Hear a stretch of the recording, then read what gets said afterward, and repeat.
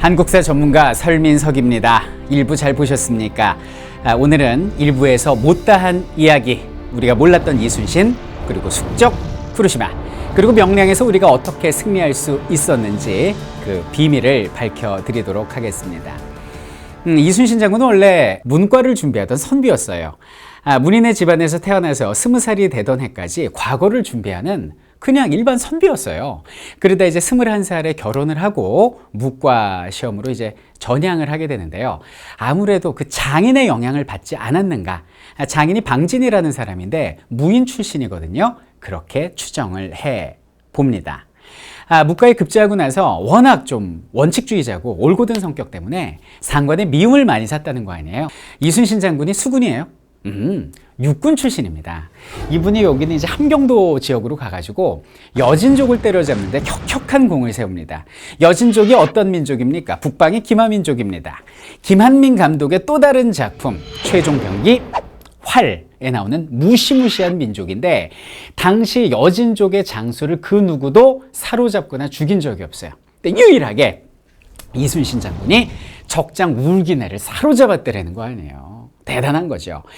자, 또 영화를 보면 굉장히 임팩트 있게 나오는 인물이 누굽니까? 더티 섹시 쿠르시마 미치 후사입니다. 쿠르시마의 고향은요, 여기는 일본 시코쿠 지역이 되겠습니다. 여기는 에히메 현인데요. 에히메 현하고 여기는 본토 사이에 있는 이 해협을 쿠르시마 해협이라고 부르는데 엄청나게 물살이 셉니다. 그러니까 얘들은 뭐예요? 대대로 해적, 노략질하던 해적 집안 출신이다, 이렇게 보시면 됩니다. 자신의 형제를 이순신한테 잃습니다. 임진왜란 도중에. 그래가지고 거기에 대한 복수로 칼을 갈고 하는데 혹자는 쿠르시마가 이순신한테 패한 이유가 명량의 빠른 물살에 적응하지 못해서라고 얘기를 하는데 천만의 말씀입니다. 이 명량은요, 쿠르시마한테는 어렸을 때 뛰놀던 동네 앞바다 수준밖에는 안 됐다, 이렇게 보시면 되겠어요. 근데 어떻게 글 공부하던 이순신과 해적질하던 쿠르시마가 붙었습니다. 10여 척으로 가지고 나갔고 300여 척을 가지고 나왔어요. 둘이 붙었는데 어떻게 이순신 장군이 승리할 수 있었습니까? 자, 여기에 대해서 우리가 한번 이야기해 보겠습니다. 첫 번째 이유는 뭐냐면 작지만 강한 수군, 조선 수군의 그 원인이 있다라는 겁니다. 일단 이 하드웨어가 뛰어났습니다. 조선의 배는 훨씬 더 크고 단단했으며 360도로 포를 쏠 수 있는, 한마디로 바다에 떠있는 거대한 성이었다, 이렇게 보시면 돼요. 그럼 왜 조선 수군이 강했는가? 그 기원은 삼국시대부터 거슬러 올라갑니다. 그 신라가 기록에 보면 외한테 조선수를 가르쳐줬다, 이렇게 나오거든요. 그러니까 우리가 원래 배를 잘 만들었어요. 그리고 조선 수군을 키운 건 뭐냐면 어이없게도 일본 왜구들이었습니다. 고려 말부터 자꾸 일본의 왜구, 일본 해적들이 해안가를 노략질을 하니까 그거를 때려잡는 과정에서 조선 수군이 급성장할 수 있었다는 것이죠. 일본 배의 특징은 뭐냐면 작고 빠릅니다. 어차피 왜구의 목적은 상대방 배에 실려있는 물건을 빼앗는 거잖아요. 그러니까 배를 상하게 하면 안 되니까 함포 공격을 거의 하지 않아요. 빠르게 달려들어서 갈고리를 걸어 땡깁니다. 그리고 사다리 놓고 올라타요. 그리고 일본인들의 자랑인 그 육박전을 통해서 상대를 제압을 하고 물건을 가져가는, 이게 그들의 전투 스타일이었다는 거죠. 그럼 우리는 고려 말부터 어떻게 배가 만들어져야 돼요? 다가오지 못하게 화포 공격을 해야 되잖아요. 그러니까 어떤 배에 실는 화포가 발달할 수밖에 없고, 올라타지 못하게 하려면 높이 쌓아야겠죠. 그래서 우리나라 주력 함선 판옥선을 보시면은 굉장히 2층 구조의 높은 배임을 알 수가 있고요. 아예 거북선은 등껍질을 붙여요. 거기다가 이렇게 쇠꼬챙이를 꽂아놔가지고 아예 그 올라타는 것 자체가 불가능하고, 앞에 있는 용머리에서는 그냥 유황연기와 포가 쏟아져 나와가지고 일본인들을 그냥 제압했다, 이렇게 보시면 되겠습니다. 그래서 강한 하드웨어가 승리의 요인이라는 것이죠. 근데 아무리 배가 강하다 한들 소프트웨어, 그것을 진두지휘하는 장군과 장수들이 따라주지 못하면 무용지물이겠죠. 그 증거가 어디서 나와요? 원균 장군이 칠전량 해전에서 우리나라 배 끌고 나갔다가 다 잃지 않습니까? 두 번째 이유, 뛰어난 소프트웨어였습니다. 지난 5년간 이순신과 사선을 넘었던 어떤 잘 훈련된 정예 병사들이었던 것이죠. 이것이 주요했고, 또 하나는 뭐냐면 기가 막힌 이순신의 전략이었던 것입니다. 여러분들, 이 넓은 바다에서는요 10여 척으로 300척을 이길 수가 없습니다. 그래서 이순신 장군은 계산에 넣었던 거죠. 좁은 해협으로 그들을 유인하자라는 것이죠. 자, 여기는 지도를 보도록 하겠습니다. 자, 우리나라 남해안 지도인데요. 자, 저것이 바로 진도가 되겠습니다. 육지와 진도, 그 사이에 있는 그 바다를 명량, 울명자를 써서 명량이라고 부르는데, 워낙 물살이 빠르고 막 거기는 암초에 물살이 부딪혀서 우는 소리, 돌이 우는 소리를 낸다고 그래서 울돌목이라고 불러요. 근처 사는 사람들은 돌이 우는 우웅 하는 소리가 20리 밖까지 들린다고 하는 그 곳이 되는 거예요. 그리로 유인을 한 겁니다. 그럼 이 지역이 왜 물살이 빠를 수밖에 없는가 볼게요. 자, 우리나라 조수간만의 차가 크잖아요. 자, 밀물이 밀고 들어옵니다. 이 폭이 되게 좁아요. 좁은 데는 300m밖에 안 됩니다. 그리고 수심은 낮은 데가 거의 2m 정도 수준입니다. 그러니까 밀려 들어오는 밀물이 병목 현상이 벌어지죠. 수심이 높아지죠. 물살이 세질 수밖에 없는 거죠. 쏴 하고 빠져나가는 겁니다. 거기다가 암초가 많으니까 바닷물이 부딪히면서 불규칙하게 회오리가 일어나게 되는 거죠. 이쪽으로 유인을 한 겁니다. 그래서 300여 척이 이제 밀고 들어오는데요. 실제 명량, 그 울돌목 좁은 쪽을 통과한 배는 100여 척이 채 되지 않나라고 추정을 하는데요.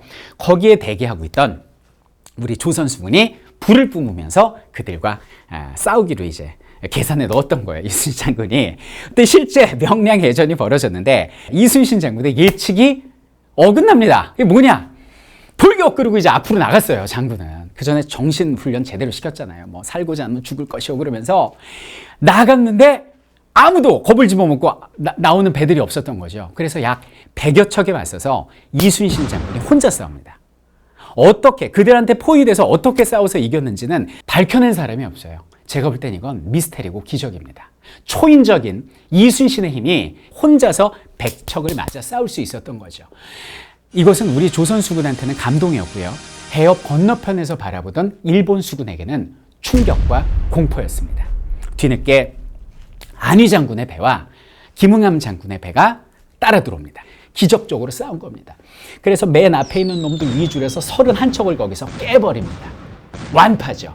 그리고 반파된 배는 거의 셀 수 없을 정도로 많았다. 그때 일본 수군은 완전히 사기가 떨어지게 되고 마침 그때 물살이 반대 방향으로 흐르게 됩니다. 이제 썰물이 되면서 여기는 반대쪽으로 물살이 흐르게 된 거죠.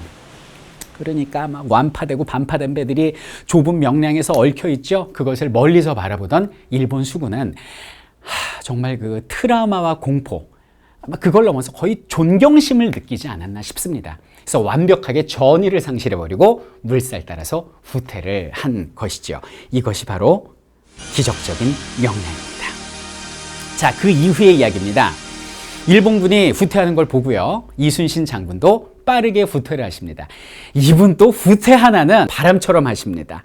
하루에 80km를 후퇴를 하십니다. 그래서 당사도, 어이도, 칠산, 법성포, 그리고 홍농, 부안의 위도까지, 그러니까 오늘날로 따지면 이제 고군산 열도라고 그래가지고 새만금 간척지 지역이거든요. 여기까지 후퇴를 화끈하게 해주십니다. 그럼 후퇴를 한 이유가 뭘까요? 일단은 10여 척밖에 안 되니까 전열을 가다듬어야겠다.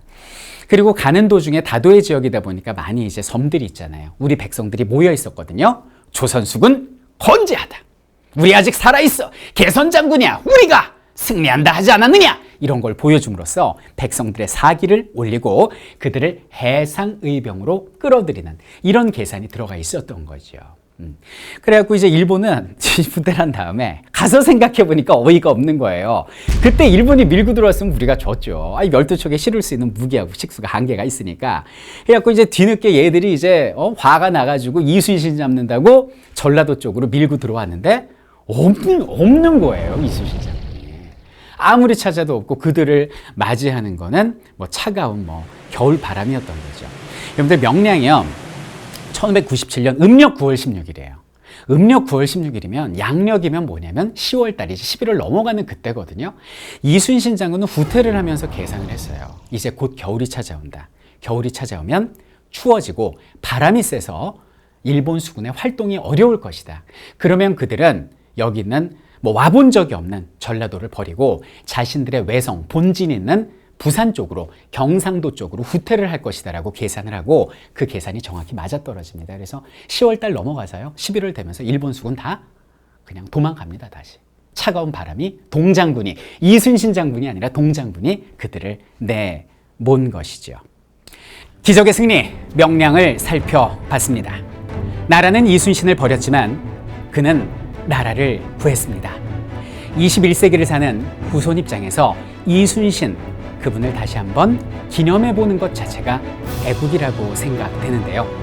장군은 명량해전 이외에도 전설적인 한산대첩이랄지 죽음을 맞이하신 노량해전 같은 수많은 전투들이 있습니다. 이 영화를 계기로 그의 생애와 업적에 대해서 공부해보는 그런 기회가 되었으면 합니다. 이상 한국사 전문가 설민석 선생이었습니다.